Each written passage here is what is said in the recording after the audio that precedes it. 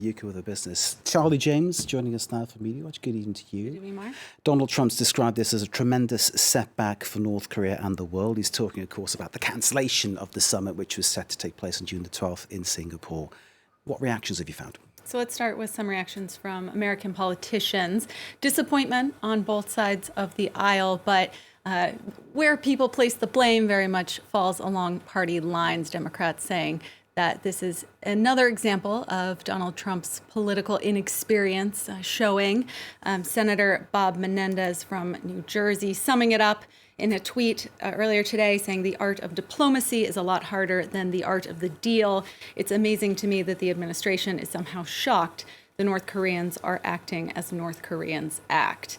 Now, Republicans in general, more supportive of their president.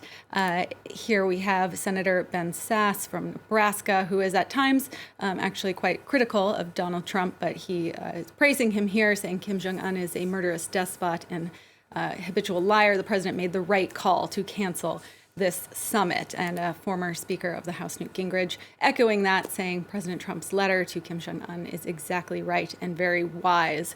The international community, as we've been hearing here on France 24, concerned about this outcome. UN Secretary General Antonio Guterres tweeting earlier that he is deeply concerned by the cancellation of the meeting between Donald Trump and Kim Jong-un, and that he urges them to continue dialogue to hopefully find a path towards the verifiable denuclearization of the Korean Peninsula. So as far as in media, in the op-ed pages, echoing more of the Democratic line, saying that this is going to make the world more dangerous, and some scathing, this Washington Post piece, pretty scathing, saying that Donald Trump was overeager and underprepared and was really putting the cart before the horse. And that's what a lot of people, reporters and just everyday users of Twitter are saying too. And they're using this commemorative coin as kind of a tangible that actually example. Exists, this exists. If you have missed this was released a couple of days ago, this picture. Now, it's not abnormal for these types of coins to be produced in the U.S. They're often produced for summits or events to give out as souvenirs to foreign guests or diplomats. However, when this was released, people said, okay, maybe this is jumping the gun a little bit for such a high-risk event.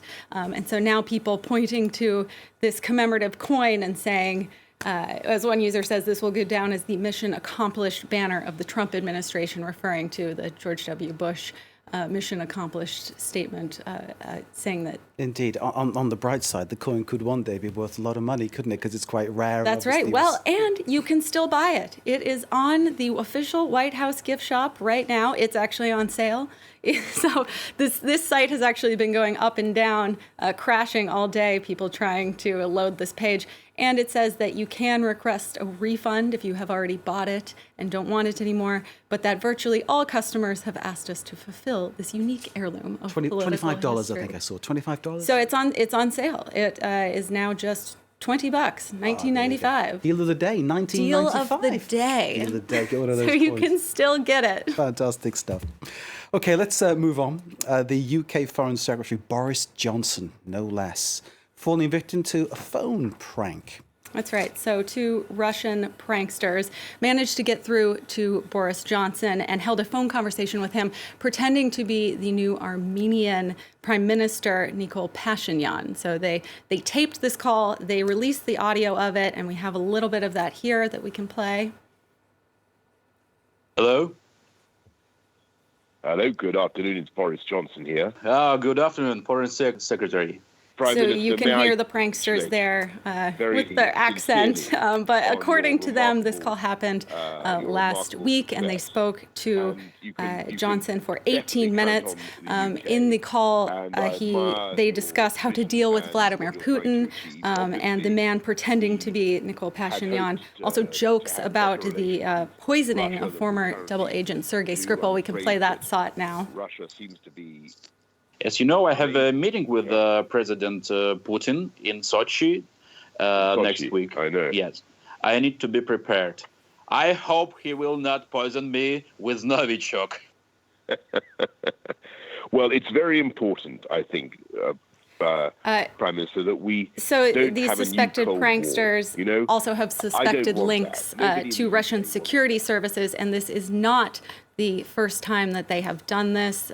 They have previously pranked Ukrainian oligarchs, which they're holding. This is them, and they're holding a video there. And they, a couple of years ago, pretended to be Russian President Vladimir Putin and called up Elton John and recorded that call as well and put that out. So this is a serial episode that they do. Now the UK government believes that the Kremlin is behind this call to Boris Johnson, and they have launched an investigation already to try to see how it happened. They have, Russian sense of humour, perhaps. How did the call get through? That's the question.